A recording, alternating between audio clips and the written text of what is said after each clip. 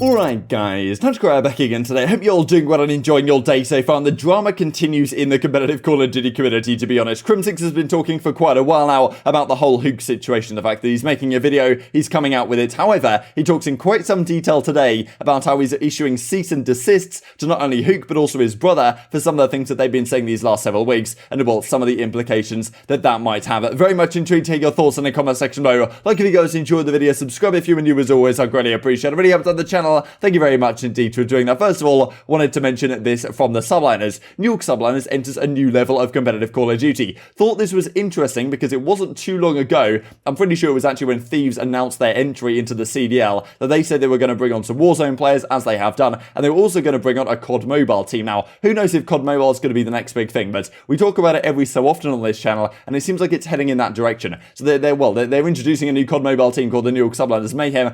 I think there's like a team in the Overwatch League called the Mayhem as well, so I'm not really sure about this one. But still, they're bringing on a team along these lines. I thought this was kind of funny actually from Octane, because as he says, Clay gets into a war with mobile gamers, and his organisation picks up a COD Mobile team, because it wasn't too long ago that back in April, I'm pretty sure YouTube Gaming did the whole thing like, what's the best Call of Duty of all time? And up the top it was Black Ops 2, and then COD Mobile was the battle, really. And yeah, Clay says, what is this blasphemy? Selects Black Ops 2. Immediately, I got into a bit of a fight with some of the mobile players in the replies. But yeah, his team Huke subliners are now picking up a mobile squad. Yeah, I really wonder how this will go in the future and where Activision's focus will lie, because they've got to think about Warzone, they've got to think about COD Mobile, which is massive, and they've got to think about the CDL and maintaining COD multiplayer to actually be an attractive prospect, even though maybe it's gone downhill somewhat the last couple of years, you could most certainly argue. Let's talk briefly about Challenger stuff, because it's obviously absolute chaos, with joining Thieves, as we talked about earlier today. Decimate's like, yeah, team is John, FeLo and Simp to close out the Challenger season, let's see what we can do. And then just a few hours later, you know, just kidding baby, haha, Challengers is lit,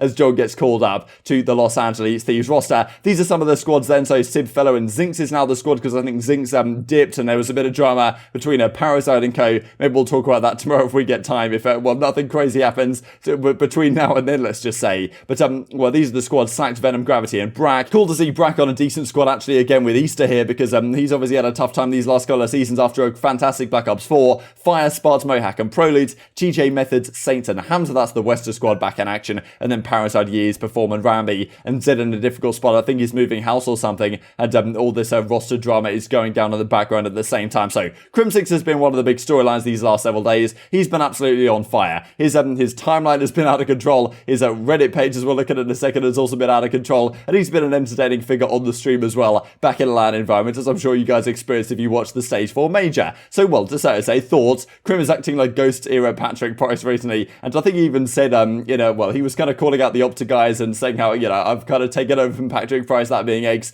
the OpTic killer, to try and, well, do his best to take those guys down. So a few weeks ago now, we got, of course, this video coming out from Huke, right? All the situation started to go down, and he goes in a 30-minute video talking about what the Adderall situation, right? How he took it at the Modern Warfare World Championship, and how he removed it from his life, got so much better, and then his team were asking him questions about, like, you know, why he was so positive all the time and these types of issues, and also kind of saying that no one really on Dallas tried to reach out to him, tried to deal with any of the issues that he had. However, Crimsix does not see it that way. He came out a very few days ago in quite some detail, right, saying the fact that yes, actually, he was driving his Porsche, and he was so concerned about Kyler that he was actually ringing him up and risking crashing his Porsche, all this type of stuff and whatever. But effectively saying, like, look, it wasn't like none of the Dallas guys cared for Kyler, like we were trying to reach out to him, trying to make sure that he was all okay and figure everything out with Kyler in that sense. But clearly Huke didn't see it that way. This is what Crim said a couple of days ago. Crim on the Huke situation: you believe me if I said we asked Kyler if he was okay thousands of times, and that's true. And if that is true, why did he mention that we, never once said that in the video? I literally almost crashed my Porsche, get out of my way, as we talked about the other day, almost got physically injured, ruined one of my passions outside the game. He took a financial hit just to make sure he was okay. And kind of crazy for Crim to come out and say this, honestly.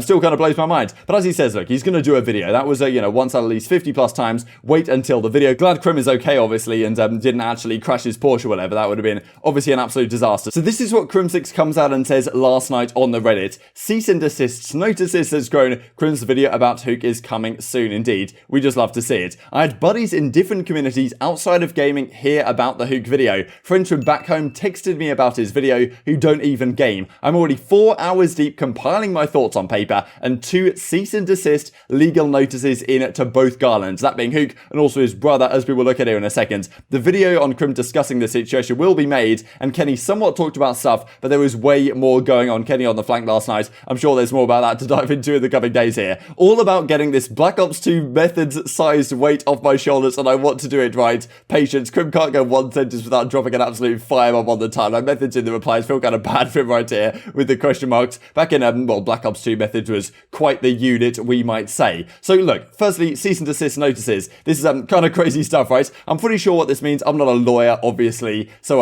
I can't say this with 100% guarantee. But I think like what this effectively means is like, look, if you keep saying stuff along these lines, so talking to Huke and talking to the Garlands and saying, look, if you keep slandering me in this sense, then well, you know, further legal action will follow, and like suing and stuff like that happens. But I think it's like, look, just stop, and then nothing will come of this. Is this type of idea here? But still, I mean, he's obviously been talking to legal entities that he talked about a couple of days ago, and now, well, now he's talking about legal notices going in. Pretty remarkable how this thing has, well, changed up so quickly, right? I think it wasn't too many months ago that, well, Crimsix and Huke won the World Championship together, and now this situation is going on. So it does kind of blow the mind. So these are a couple of things that he's talking about the brother, right? So this is Huke's brother, I believe. Now, the initial tweet actually that came up before we look at that one is this one from back at the end of May. Stop spreading rumors on my brother about stuff you know nothing about at Crimsix. Now, we kind of rumored at the time, or at least, I mean, there's been so many rumors, so I can't wait for Crimsix to clear up at least his perspective on things here. But the situation was described, or at least like a lot of people were thinking, that when Huke was like, okay, some people on my team were starting rumors about that I was on psychedelics or whatever, that's why I was so positive all the time, and that's why Los Angeles Thieves dropped me without asking me, which, I mean, even that storyline was kind of remarkable, to be honest, to think about. But, you know, maybe what Huke's brother is saying right here is that Crimsix kind of implying that he started those rumors or whatever. Now, Crimsix, of course, doesn't see it that way, and this tweet, well, this tweet came out more recently, as you can see, Crimsix is in replies right here, and I never,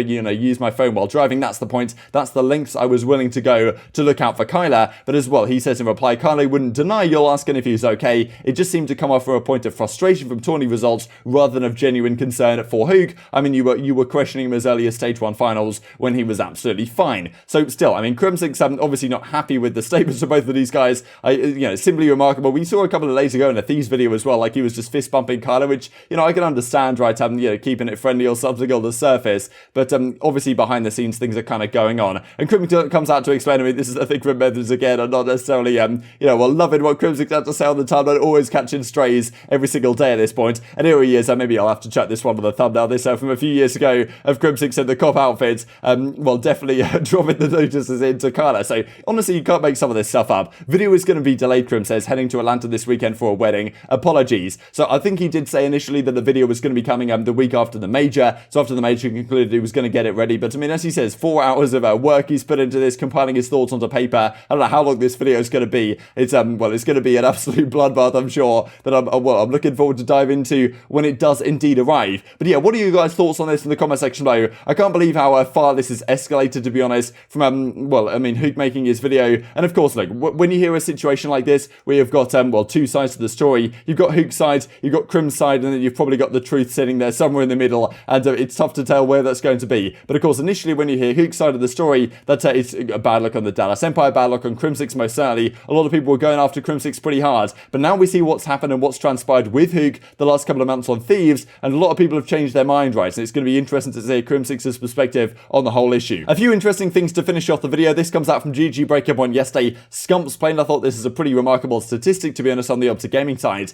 and certainly a worrying one. On Checkmate Hardpoint, they are 10-1. Scump's obviously great inside the plane, but 23-23 on every other Hardpoint map. So Checkmate Hardpoint's their go-to. If you ban it against them, you're probably going to have a pretty good time. Search and Destroy, of course, is gone now, but 6-2 on Checkmate Search. I think on Checkmate Control, there's something like 9-7. I think they did have a better record before they lost it a couple of times to Seattle, but at 15-19 on every other search map, right? So if you exclude Checkmate from their map set, OpTic really aren't looking too good, and that's the problem in a way with OpTic compared to some of the really top teams. You look at, for example, FaZe, you look at, for example, Ultra. Those two teams have such an extensive map pool. You saw it in a way in the grand finals between Dallas and FaZe, the fact that yes, Dallas were playing great CODs, and FaZe maybe weren't at their best, but they had such a deep map pool that I don't even think Dallas had played Raid, Search and Destroy yet, and like Apocalypse Hardpoint was not one of their go-tos either. So that's the problem really playing a team like FaZe or playing a team like Ultra. They have such a deep map pool that beating them in a best of 9 is so tough, even if you're playing great COD and you catch FaZe on an off day. And that's why OpTic just have such a tough time with with statistics like these. I think you could well argue. Esports Awards side of things, Call of Duty once again nominated for Esports Game of the Year. I highly doubt it's going to win it or anything, but I thought it was kind of funny to mention regardless. I think it was more of a storyline last year, really, the fact that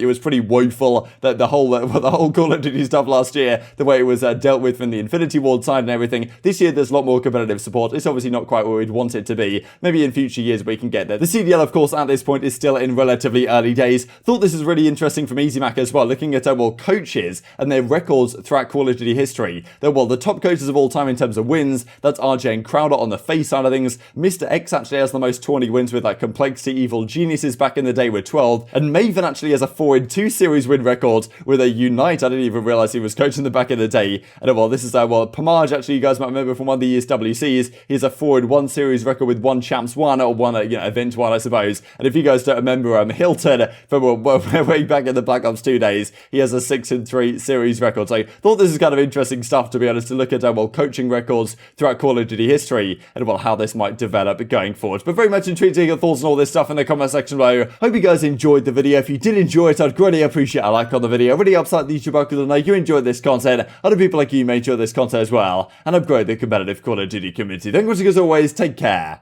and I will see you next time.